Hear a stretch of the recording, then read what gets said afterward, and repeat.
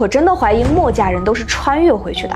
教员曾经高度评价墨子是古代的辩证唯物主义大家，他说墨子是劳动者，他不做官，但他是比孔子更高明的圣人。为什么呢？因为他是整个中国2000年文明历史上第一位站在最底层劳动者和社会弱者的立场上说话的人。而且墨子在自然科学上的成就绝不低于希腊的哲学家和科学家，甚至高于他们。可以说，如果古代有诺贝尔奖，墨子非得拿到手软不可。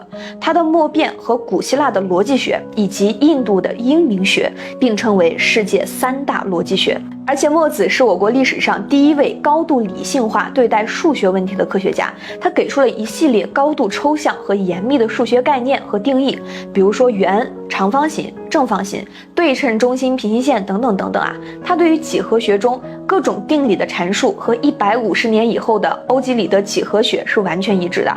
除此之外呢，墨子还提出了物体在受力的时候也产生反作用力。怎么样，是不是听起来很耳熟？没错啊，这个就像牛顿第3定律。墨子更是提出了物体从静止到运动是受力的结果，物体停止运动也是受到阻力的结果，如果不受到阻力，它会一直运动下去。这个不就是牛顿第1定律即惯性定律吗？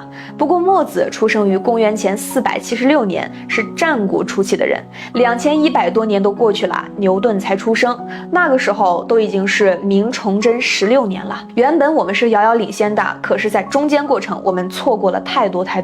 除了力学以外，墨子在光学研究上的贡献更大，他率先完成了小孔成像的实验，以及平面镜、凸面镜、凹面镜的研究。可以说墨子关于光学的研究比古希腊还要早。墨家有3派，其中从事派还精通兵器制造、器械加工、工程建筑，更是当时最大的军火供应商。难怪李约瑟说一个墨子顶得上一个古希腊。不过墨家的光芒可不仅仅局限于哲学和自然科学，这还不足以让我怀疑他是穿越者啊。他真正牛的地方在于他的思想和政治理念。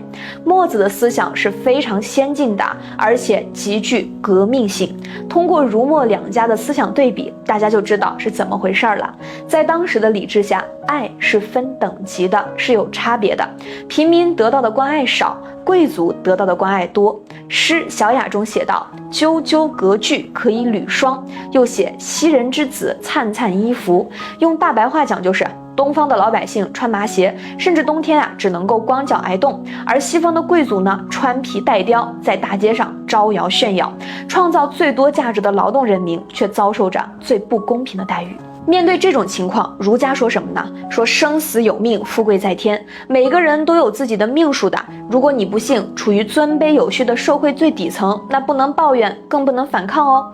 因为礼有尊卑，爱有差等，只能安于天命。就像麦子一样，面对镰刀，麦子能说个啥？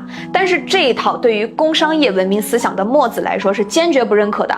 说我给你送吃送喝，反过来还要被你们瞧不起，就因为你们投了个好胎，做了贵族吗？凭什么？所以墨子提出兼爱尚贤，说人人都要被关爱，老百姓应该自己选出贤能的人，被选出来的决策者和统治者也应该反过来服务于老百姓才对。他提出了平等兼爱的天赋人权的思想，民主选举的社会契约思想，民富国俭的强本节用思想，强调逻辑的科学理性思想。可以说秦汉时代消亡的墨家思想不是因为没用，很有可能是太超前了。那被伟人评价为古代辩证唯物主义大家的墨家，为什么又要提出天志冥鬼这些看似迷信的观念呢？